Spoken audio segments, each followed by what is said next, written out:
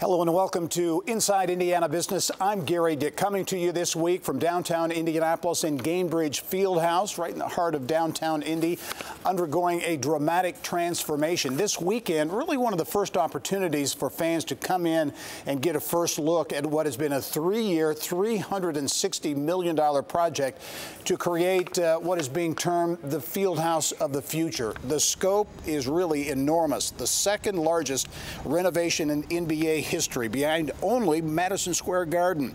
There is new seating throughout, reconfigured, remodeled, and expanded suites, a new entry pavilion, a new main concourse with all new concessions that will utilize cashless transactions, technology, a big focus of this project here, and also a very dramatic and visible change on the balcony level, including added glass to the standing room only area to provide dramatic views of the Indy skyline, as well as look down on game action. And there is massive construction outside the Fieldhouse as well on what will be Bicentennial Unity Plaza and an entertainment complex that will include an ice skating rink larger than the one at Rockefeller Center. All of this feeding into additional major projects nearby that stand to transform the Near East Side of downtown Indianapolis. We'll have more on that in a moment. But first, all of this feeding into additional major projects nearby that stand to transform the Near East Side of downtown Indianapolis. And joining me now from Gainbridge Fieldhouse with more on this massive project, the potential impact as well, Mel Raines, the President and Chief Operations Officer at Pacers Sports and Entertainment. As always, Mel, thanks for joining us. Thanks for having me. 3 years.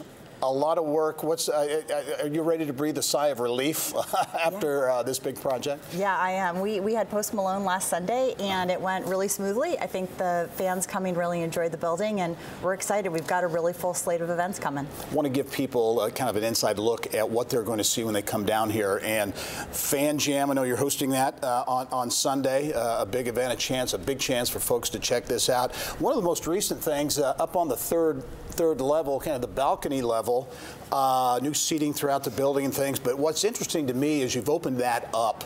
A lot of glass, you can see the skyline, a lot of congregating and that type of thing up there. Yeah, part of what we really wanted to do was bring downtown into the building and then bring the concourses into the seating bowl. And one of the bigger things we did was this new Kroger Sky Deck on the west side. We took 7 rows of seats out and built a double-decker sky deck that will open at the end of November. And so it's got amazing views of downtown, and we think just offers another way for fans of different generations to enjoy events here in the building. Can we talk about the size, the scope of this project, second largest in NBA history, only to Madison Square Garden. Was there a kind of a vision, overriding kind of thing, what you wanted to accomplish? Because you did so much here, seating, concessions, the technology, all those types of things, really kind of big stuff. What was the goal?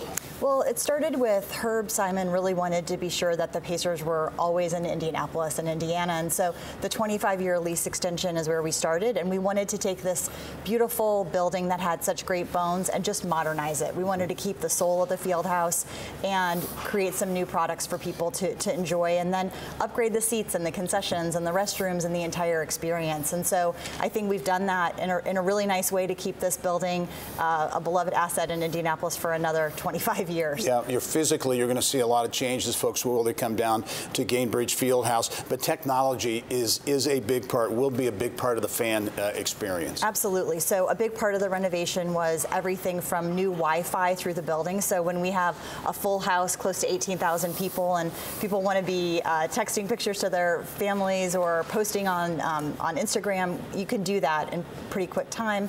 We also added things like IPTV, which is just a better way for us to run we have hundreds of televisions throughout the building.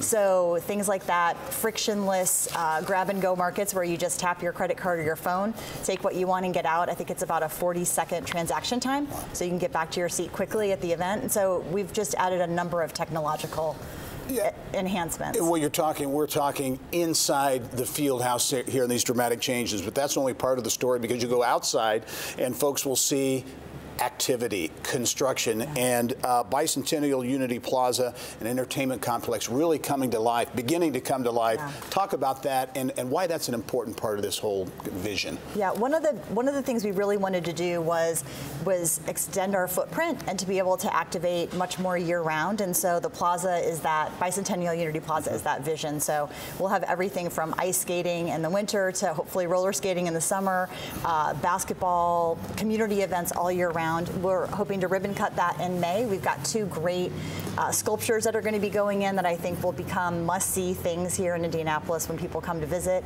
or when you live here, when you come downtown, you're going to want to visit them. And then the new entertainment complex that we're building, that will be done at the end of 2023.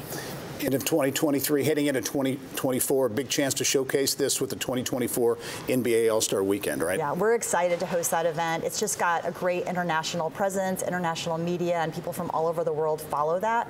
Cleveland, who just hosted, had a $250 million economic impact from hosting, and we hope to do a little bit better than that because they were doing it during COVID, and hopefully we'll be well past that. Yeah, very cool. I know we're running out of time. There's a lot we can talk about. This can be, I think, will be a spark for other development in this area. Any way to characterize the economic impact potentially, ultimately, over time from this project and some of the others that are going on in the area? Sure. So we're over $400 million when you take the entertainment complex, all the work we've done here, and then we know that the city's working on everything from the city market area, the jail site just cat-a-corner to where we are, the new Signia Hotel, the redevelopment of the CSX building and the mall. I mean, we're talking about billions of dollars just right here in the heart of downtown.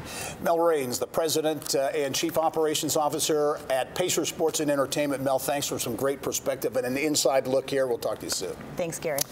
Well, Mel talked about some big projects in the area and the potential impact. I want to give you some perspective, if you have not been downtown lately, as to what these projects are, what they could mean in terms of impact. Right across from us, the old plain red brick former CSX building, about 100 years old, targeted for demolition. In its place, two high-rise buildings that could include a 225-room hotel, 250 apartments, retail space, about a $250 million development eyed by a group led by Pacers owner Herb Simon.